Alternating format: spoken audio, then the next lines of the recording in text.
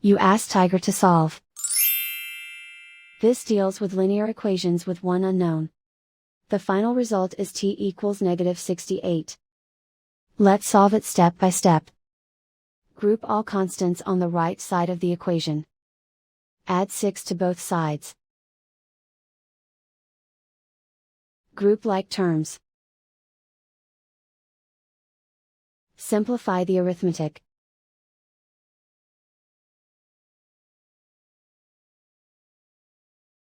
Isolate the t. Multiply both sides by inverse fraction 4/(-1). Group like terms. Multiply the coefficients. Simplify the arithmetic.